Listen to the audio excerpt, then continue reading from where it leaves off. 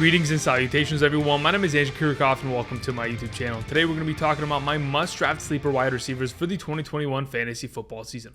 On today's episode, we're going to be focusing on 3 wide receivers in specific, as they all have the commonality of being drafted in the double-digit rounds in our 2021 fantasy football draft. Again, when we're looking for sleepers going into our draft, we're looking for guys that we can get at a discount. We're not trying to overspend and use too much draft capital for a wide receiver that's potentially going to be on that fringe of either panning out or not based on the situations they're currently in. I am confident with the 3 wide receivers that we're going to talk about today, because not only are all 3 of them being drafted for their potential floor, and no one is regarding of what their ceiling could potentially be this upcoming season. You know, all 3 of the wide receivers I'm going to talk about today are in situations which, of course, targets are going to be aplenty going in their direction, because the offenses they're associated with are, of course, going to be passing the ball a lot this upcoming season. And when you're getting targets, like I've always mentioned, opportunity leads to success in fantasy football, and that's exactly the reason why we're mentioning these 3 players. We want discounted players, and we want guys that are going to get targets and play past their floor and get to their ceiling of potential this upcoming season. Now, before we begin today's video,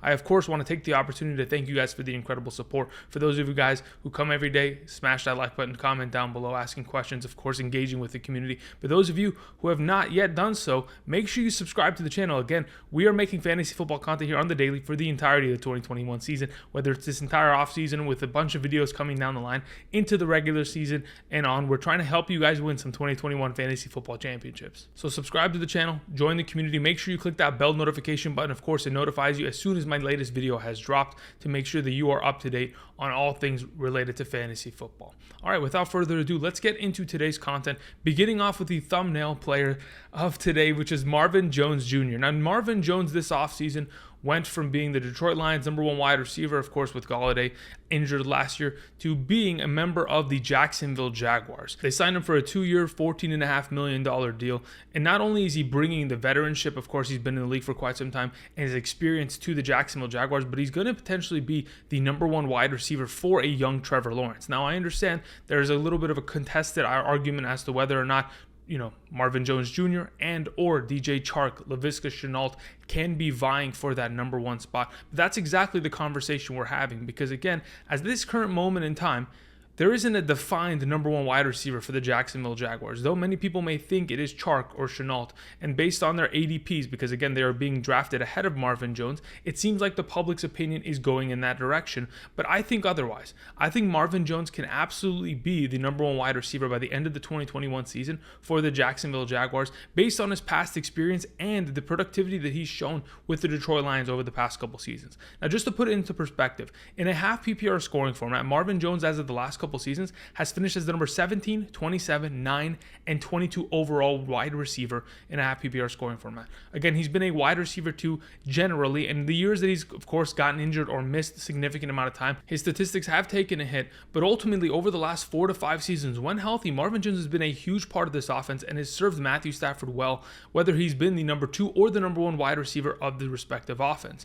Now, when we look at what Marvin Jones was capable of accomplishing last season, we did not have Kenny Golladay in the lineup for majority of the year, and Marvin Jones stepped up as the #1 wide receiver and did have to face against double coverage many times, but ultimately had the best season of his career in terms of receptions. Had himself 76 overall receptions for 978 receiving yards and 9 receiving touchdowns. Those receiving touchdowns really make Marvin Jones who Marvin Jones is. When we think about fantasy upside and what he's capable of, he's always been a big-bodied wide receiver that has garnered a lot of attention down in the red zone, based on of course, the fact that he's 6'4" and he runs a 4.46 640.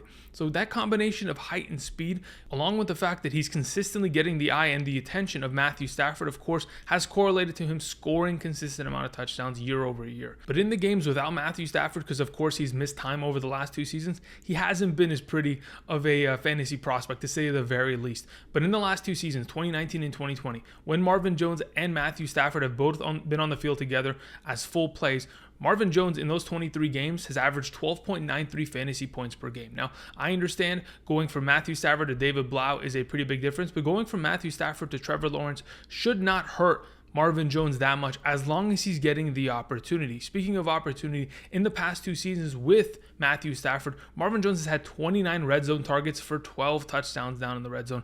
Again, those are big numbers. And a lot of people may be thinking, of course, because Marvin Jones has scored so many touchdowns as of the last couple of seasons, perhaps he's more dependent of those touchdowns. I don't see it as a dependency, rather than the fact that Marvin Jones is a big-bodied wide receiver, and down in the red zone, of course, he is going to garner a lot of attention. Now, when I specifically look at the Jacksonville Jaguars offense and how they look going into the 2021 season, they don't seem to have a tight end. They don't have a red zone prowess threat down there. And of course, they potentially could get down to the goal line and give some snaps to James Robinson. But as a receiving threat, there isn't a defined guy that is going to go down there and help Trevor Lawrence find a connection and score consistently on a weekly basis, which is why I think they brought Marvin Jones down to the Jaguars organization. Now, another reason why potentially the Jaguars went ahead this offseason and brought in Marvin Jones is because of offensive coordinator Darrell Bevell. Darrell Bevell was formerly the offensive coordinator of the Detroit Lions in 2019 and was the interim head coach in 2020. So when we take into account the fact that Darrell Bevell, the new offensive coordinator of the Jacksonville Jaguars, already has a formidable relationship with Marvin Jones and actively recruited him and bringing him down to Jacksonville this season, then in my mind, it immediately clicks. They know what they want to do. Darrell Bevell's offense is all about passing the ball. We've seen that over the last couple seasons. I mean, looking at the distribution of opportunity we've seen between rushing attempts and passing attempts between the Detroit Lions, it's been pretty staggering to say the very least. The Lions offense has thrown the ball 59.83% of the time in the last 2 seasons with Darrell Bevell as their offensive coordinator, and only ran the ball 40.17% of the time. Of course, this is an offense that is wide receiver one focused, whether it was Kenny Golladay and or Marvin Jones. And yes, they've had the ability to pass the ball to multiple wide receivers when both of them were on the field. But ultimately, it was about feeding their number one guy and consistently getting the ball in that direction. So when I think about the combination of the fact that Darrell Bevell, looking for a wide receiver one, going down to Jacksonville with a good young quarterback, Marvin Jones was a perfect answer to fill in that offense, especially considering the fact that they don't have an undisputed number one wide receiver in said offense. And if in fact you can bring in a veteran wide receiver like Marvin Jones, who has been able to consistently produce, can teach the younger wide receivers, and is already comfortable with the offensive schemes that they're going to be running, it should be a very quick transition, and the chemistry should very quickly build between him and Trevor Lawrence. As that chemistry builds, like I mentioned earlier, I think there's going to be opportunity going in the direction of Marvin Jones. And I'm not going to outright say that DJ Chark and or Laviska Shenault aren't going to be viable options. I think they're going to be great this year. I just think that at this current moment in time, Marvin Jones is being significantly undervalued in comparison to them. In fact, I think Marvin Jones is a 4-round discount in comparison to DJ Chark in drafts, and a 2-round discount in comparison to Laviska Shenault. And if in fact we end up seeing this offense throw the ball deep, again, Marvin Jones last season had a 13.1 yard ADOT, that's average depth of target. He's a deep ball receiver, and if you're going to let that arm, sling it, Marvin Jones is definitely going to be a guy that down the field can make plays against double coverage, a bigger body guy. Of course, we've mentioned his speed before. He's going to be a fantastic option, but the opportunity's got to be there. When we talk about the opportunity that he's had in Detroit as of the last couple seasons, and he's certainly acted upon it. Since 2017, when Marvin Jones has been targeted 6+ times in a game, he's averaged 14.66 fantasy points per game on average in a half PPR scoring format. Now, if you want to go ahead and expand that statistic, in the 21 games that Marvin Jones has been targeted 8+ times since 2017, he's averaged 17.62 fantasy points per game on average in a half PPR scoring format. Again, with opportunity comes success in fantasy football, and Marvin Jones can take advantage of that. All he's got to be able to do is get targets in the direction from, of course, Trevor Lawrence, his number one quarterback. If he can catch his eye early in the season and they can build a chemistry throughout the rest of the season, I think Marvin Jones can be a fantastic acquisition for your team. Again, where he's currently being drafted, outside of the top 9 rounds, in the 10th, 11th, 12th round, double-digit rounds, he's not that big of an investment in which you're going to potentially lose your league based on it. If anything, everyone from the 10th round and on are all upside players. You're investing in guys that can potentially become your wide receiver 3 or maybe even wide receiver 2 based on the amount of opportunity a guy like Marvin Jones can garner. I mean, if he gets 6 targets a game for 17 games, he's going to surpass 100 total targets. And if he can do that, he could potentially get himself 65 to 75 receptions. And maybe if in fact the red zone targets are there and this offense is scoring consistently, he could end up getting near the amount of total touchdowns that he's gotten over the past 4 to 5 seasons. And if in fact that's possible, then Marvin Jones is going to be a fantastic investment. But when I think about the Jacksonville Jaguars offense, the last point I want to make in regards to them is whether or not they're going to be throwing the ball a lot. I talked about Darrell Bevell throwing the ball nearly 60% of the time in Detroit. And the problem that Detroit had, of course, was the fact that they didn't have a defense. Well, luckily for Marvin Jones and all of the offensive pieces for the Jacksonville Jaguars, they don't have a defense either. The Jacksonville Jaguars were giving up 30.8 points per game to opposing offenses last season, which was the second worst in the National Football League. To be honest, I don't think they can stop a soul defensively. And I think Marvin Jones and this offense are going to be in a lot of scenarios in which they're going to be throwing the ball and trying to keep up and catch up to teams that have gained a lead on them. Again, they're probably going to be in a lot of game scripts in which in the second half they're throwing a bunch. And I can see definitely Marvin Jones benefiting from that. So those are my thoughts on Marvin Jones. Again, going late in rounds, potentially a great investment for this upcoming season. We can go ahead and move on to our next fantasy prospect and our next sleeper wide receiver for the 2021 fantasy football season, Jaylen Waddle of the Miami Dolphins. Now, Jaylen Waddle was selected number 6 overall in the 2021 NFL draft. And yes, he's going to be a rookie. And though a lot of rookies, especially the wide receiver position, out of Alabama have kind of struggled as of late. Of course, we saw Henry Ruggs and Jerry Jeudy not have the greatest rookie seasons last year. I think Jaylen Waddle could be the best out of all of them. I think he can come in and immediately make an impact based on, of course, the chemistry that he has already had with Tua. Tua Tagovailoa and him both played on the same team in 2019 at Alabama, and they've already had that chemistry in the past. So if you go ahead and inject that immediately into the Miami Dolphins offense, we could see a lot of success. Now, of course, when you think about the Miami Dolphins offense, we think of them already having wide receivers because they've addressed that this offseason. They're bringing in Waddle, but they also brought in a guy like Will Fuller. And they still have Devontae Parker, who's been their number one for the last couple seasons. Now, the issue with guys like Will Fuller and Devontae Parker is, of course, their injury history. Devontae Parker specifically, who's been with the Miami Dolphins his entire career, has only played one full 16-game season, which was in 2019. Outside of that, has always dealt with injuries and always missed times, whether it's a hamstring or an ankle or a shoulder. Anything, it always pops up on the injury report with Devontae Parker, and that's always been an inconsistent factor in this offense. Now, you also bring in a wide receiver like Will Fuller, who has also never played a full season in his entire NFL career. Last season was his best year, hadn't missed a single game, and then he gets popped for taking performance-enhancing drugs and is going to be suspended for the first week of the NFL season. No wonder he didn't miss any time before that. He was juicing up. But regardless, the whole point is when you have an offense in which you have Will Fuller and Devontae Parker, there's going to be inconsistency in terms of those number 1 and 2 wide receivers. So when we look at what is going to be a stable part of this offense, it's going to be Jaylen Waddle. He already has a built-in chemistry, and I think as soon as you inject him in and you put him at the slot position, we're going to find immediate success with Tua, and I'll tell you exactly why. When I went ahead and looked at the average depth of target that Tua had with his wide receivers last season, I found some staggering numbers. Though there were a couple outliers, the majority of it was that Tua wasn't really throwing the ball deep down the field. In fact, he threw the ball short between 0 to 9 yards 54.1% of the time. Now, this may seem like an alarming statistic and it might scare you to go after wide receivers in this offense, but when we're talking about a slot wide receiver like Jaylen Waddle and the fact that Tua wasn't really airing it out very much last season and was in fact keeping it short and dumping off the ball to his different wide receivers, especially in the slot position, I think this is a perfect place to pick up Waddle and throw him into your potential lineup late in your draft and get an investment into a guy that, of course, is associated with a quarterback that's going to be throwing and dumping it off. When we looked at what the slot position kind of held for the Miami Dolphins last season, from weeks 13 through 17, Lynn Bowden Jr., a former running back, of course, from Kentucky, was transitioned to a wide receiver position last season, was unstoppable in the slot position, had himself 35 targets in 5 games. I mean, that's 7 targets per game just from the slot position, getting himself a lot of work in this offense. And I think exactly what we anticipate, Jaylen Waddle is going to come in and take up all those targets and get majority of the work there that Lynn Bowden was pretty much picking up. So if in fact you inject Jaylen Waddle into this offense, a team that of course needs wide receiver help,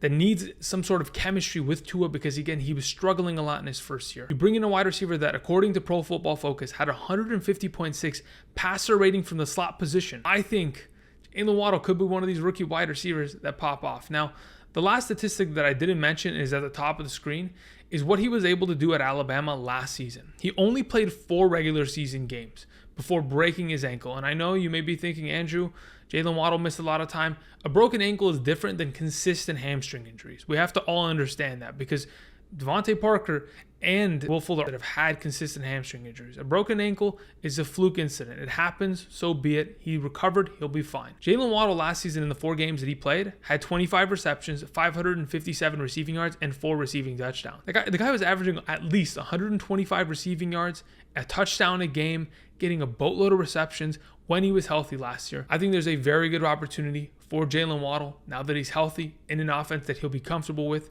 to have himself a breakout rookie season. He's a wide receiver I am very confident in drafting late in my upcoming drafts. Now that we've covered that, we can move on to our final prospect and final sleeper wide receiver, Tre'Quan Smith of the New Orleans Saints.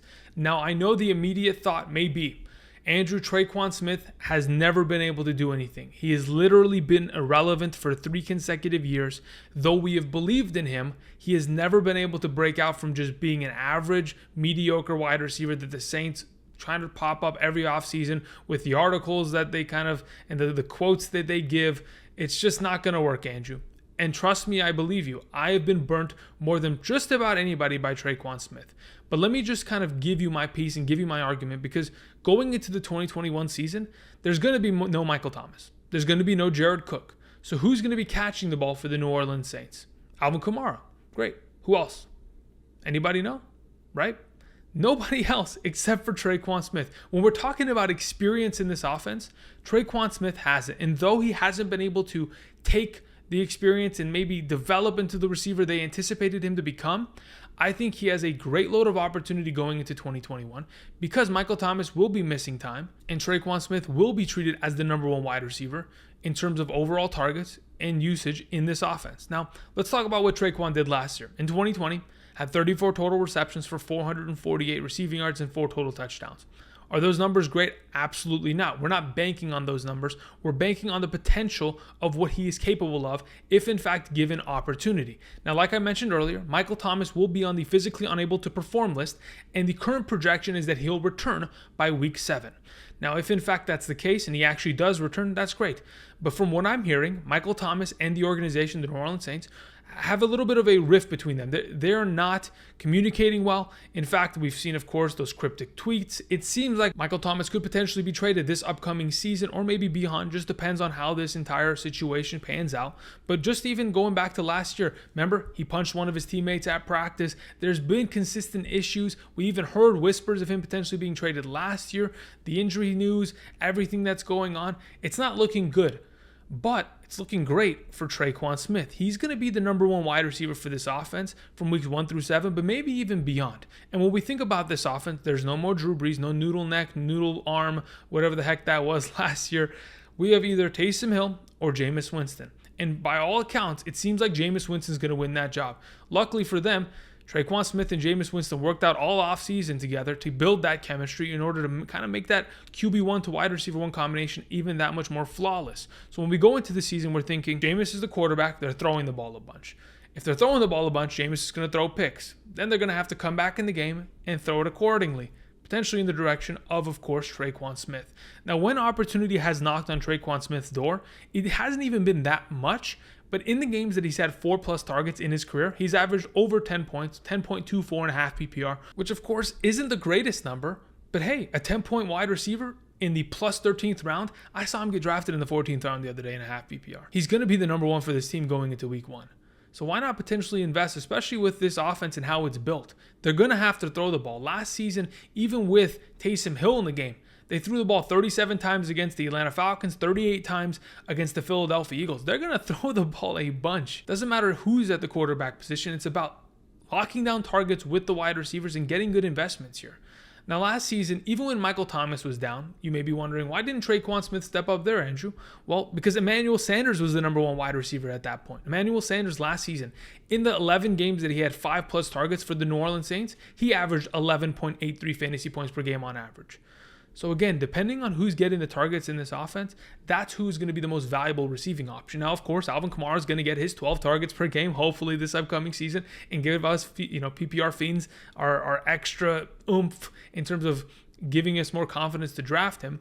But either way, we're looking for who's going to be the number 1 outside receiver here. I know Adam Trotman's in this offense at the tight end position. He has very limited experience. We know we have Callaway as a wide receiver. They brought in Chris Hogan. there isn't enough talent. Tommy Lee Lewis, like what are we doing? There has to be someone that steps up. I think it's Tre'Quan Smith. I think his opportunity will expand, his potential will expand, and if in fact Michael Thomas doesn't come back, you could have the number 1 wide receiver for the New Orleans Saints in 2021 here, besides, of course, Alvin Kamara. I think Tre'Quan Smith is a fantastic investment, and you should consider doing so, especially considering their early schedule and how this entire offense is going to process. Anyway, those are my top 3 sleeper wide receivers for the 2021 fantasy football season. Of course, there are many sleepers to talk about coming into the future. These aren't all the sleepers that I believe in. There are a lot of guys that are being drafted late, even potentially early, that should be drafted way before their current ADPs. We'll talk all about that this offseason. So make sure you subscribe to the channel. We're making 2020 fantasy football content for the entirety of the season. Again, thank you everybody for watching and spending your time here today with me. Be a friend, tell a friend. I know it's hard to tell other people about this channel, but we're trying to expand, trying to get this ship to the next level. But either way, thank you everybody for watching. Make sure you click that like button down below and tell me what you guys think about these sleeper wide receivers. Who are your sleeper wide receivers going into 2021 and who are you targeting? Thanks guys, and until tomorrow, I'll see you guys. Peace.